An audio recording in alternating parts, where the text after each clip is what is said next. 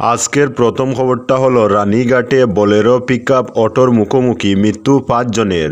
বরখলা রানীঘাটে ভয়ঙ্কর দুর্ঘটনা ঘটল। বোলেরো পিকআপ ও যাত্রীবাহী অটোর মুখোমুখি সংঘর্ষে মৃত্যু ঘটে ৫ জনের। মর্মান্তিক ভয়ঙ্কর সড়ক দুর্ঘটনাটি সোমবার বেলা 11:30 নাগাদ সংঘটিত হয়। শিলচর কালাইন রোডের রানীঘাট সেতু লগ্ন এলাকায় এ দুর্ঘটনাটি ঘটেছে। মৃত ৫ জন অটোর যাত্রী ছিলেন। ঘটনায় উত্তপ্ত পরিস্থিতি সৃষ্টি হয়েছে। উত্তেজিত জনতা সড়ক অবরোধ করেন। স্থানীয় সূত্রে জানা যায় এ ঘটনায় ৫ জনের মৃত্যু ঘটেছে। মৃতদের মধ্যে ৪ জন এক পরিবারের, তারা কালাইনের বাসিন্দা।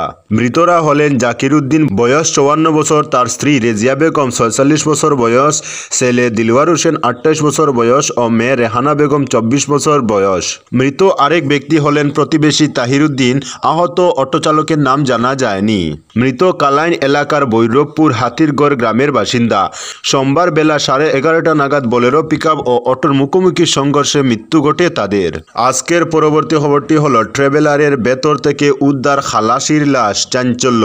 ৩৭ নম্বর জাতীয় সড়কের পাশে বদরপুর শাহ আদম হাকিম মুকাম সংলগ্ন এলাকায় একটি যাত্রীবাহী ট্রাভেলার গাড়ির ভেতর থেকে মৃতদেহ উদ্ধারের ঘটনায় বেশ চাঞ্চল্য দেখা দিয়েছে। এটা একটি আত্মহত্যা না খুন নাকি স্বাভাবিক মৃত্যু, এ নিয়ে এলাকায় জোর জল্পনা কল্পনা শুরু হয়েছে। খবর পেয়ে ঘটনাস্থলে পৌঁছয় বদরপুর পুলিশ। ট্রাভেলার গাড়ির মালিক গড়কাপন গ্রামের সাজু আহমেদ সংবাদ মাধ্যমকে জানান, তার AS11BC 5822 নম্বরের ট্রাভেলার গাড়ির চালক তাজউদ্দিন উর্ফে তাজেল প্রতিদিনের ন্যায় রবিবার গাড়ি চালিয়ে রাত 9টার সময় তার বাড়ির সামনে জাতীয় সড়কের পাশে রেখে চলে যান।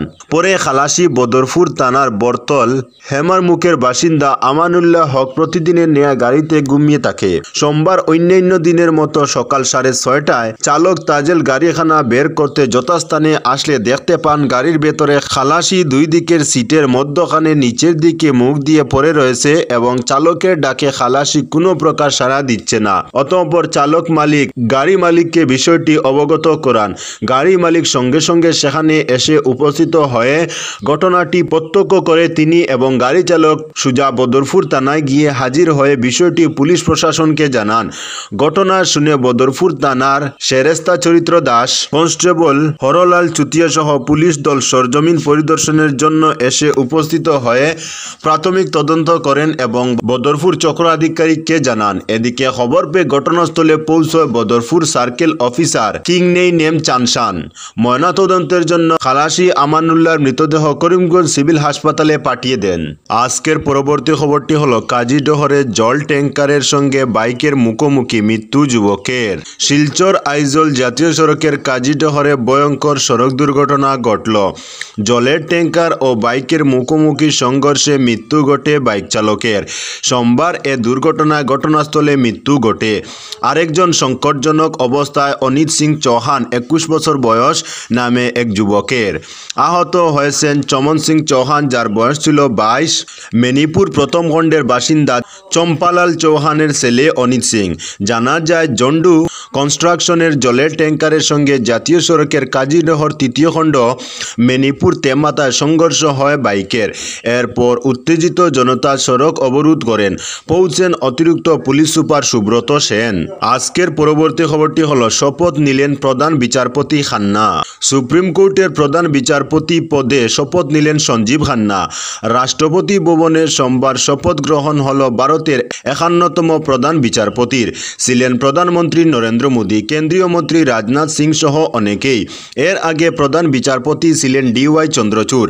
তার কার্যকালের মেয়াদ শেষ হয়েছে রবিবার 10 নভেম্বর। তার পরের দিন অর্থাৎ সোমবার সপ্তাহের শুরুতেই সুপ্রিম কোর্টের প্রধান বিচারপতির দায়িত্ব বুঝে নিলেন সঞ্জীব খান্না। রাষ্ট্রপতি দ্রৌপদী মুর্মু সকাল 10টায় বিচারপতি সঞ্জীব খান্নাকে শপথ বাক্য পাঠ করালেন। নতুন বিচারপতি থাকবেন মাত্র 6 মাস। তার কার্যকালের মেয়াদ শেষ হবে আগামী বছর অর্থাৎ 2025-এর 13 মে। অক্টোবরের শেষে শোনা যাচ্ছিল পরবর্তী প্রধান বিচারপতি হতে চলেছেন খান্না। পরে তাতেই শিলমোহর দেওয়া হলো। নিয়ম অনুযায়ী সুপ্রিম কোর্টের প্রধান বিচারপতির অবসর নেওয়ার মাসখানেক আগে কেন্দ্রীয় আইন মন্ত্রক তার কাছে পরবর্তী বিচারপতি কে হবেন জানতে চেয়ে চিঠি দেয়। তখনকার প্রধান বিচারপতি DY চন্দ্রচূড় তার পরবর্তী প্রধান বিচারপতি হিসেবে সঞ্জীব খান্নার হাসিনার নাম সুপারিশ করেন। এরপর রাষ্ট্রপতি দ্রৌপদী মুর্মু তার নিয়োগপত্রে সই করে জানিয়ে দেন সুপ্রিম কোর্টের দায়িত্ব এবার নিতে চলেছেন বিচারপতি সঞ্জীব খান্না। আজকের পরবর্তী খবরটি হলো রেকর্ড ভোটে জয়ী হবেন নিহার রঞ্জন দাস, বললেন কাছাড়ের অভিভাবক মন্ত্রী জয়ন্তমল্ল বড়ুয়া। বিগত দিনের তুলনায় সব রেকর্ড ভেঙে দলাই উপনির্বাচনে এবার বিশাল ভোটের ব্যবধানে জয়ী হবেন বিজেপি প্রার্থী নিহার রঞ্জন দাস। সোমবার শিলচরের বিজেপি কার্যালয়ে সাংবাদিক সম্মেলনে এমন দাবি করলেন কাছাড়ের অভিভাবক মন্ত্রী জয়ন্তমল্ল বড়ুয়া। আগামী 13 নভেম্বর দলাই উপনির্বাচন অনুষ্ঠিত হবে।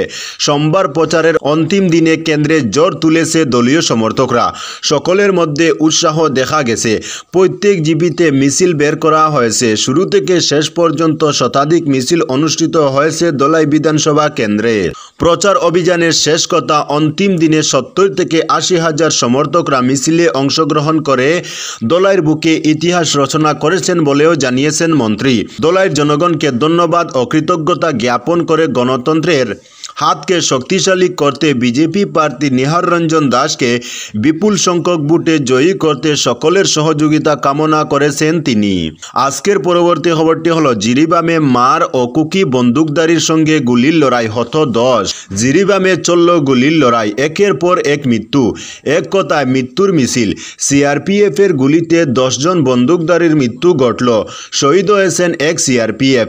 সোমবার বিকেল অনুমান 3টায় জিরিবাম জেলার বরবেকরা সাবডিভিশনের জাকুডহরে এই ঘটনাটি সংঘটিত হয়েছে। জিরিবামের জাকুরাডহরে মৈতেই সম্প্রদায়ের প্রায় 12টি দোকান রয়েছে। পাশেই জাকুরাডহর পুলিশ থানার সঙ্গে সিআরপিএফ শিবির। জানা যায় বেলা 2:30 নাগাদ একদল মার ও কুকি বন্দুকধারী মৈতেইদের দোকানগুলোতে অগ্নি সংযোগ করে জ্বালিয়ে দিয়েছে। দোকানগুলো জ্বালিয়ে পুলিশ থানায় আক্রমণের চেষ্টা চালায় বন্দুকধারীরা। ওই সময় পাল্টা গুলি চালাতে বাধ্য হয় পুলিশ ও সিআরপিএফ। তাদের গুলিতে 10 জন মার কুকি বন্দুকধারী ঘটনাস্থলেই প্রাণ হারিয়েছেন। একজন সিআরপিএফ নিহত হয়েছেন ও 2 জন জখম হয়েছেন বলে জানা যায়। আজকের পরবর্তী খবরটি হলো 300 ব্যাগ সার সহ ধৃত 2। শনিবার রাত 12:30 নাগাদ কয়েক ব্যাগ সার একটি লরি থেকে বাজেয়াপ্ত করে কাছাড় পুলিশ।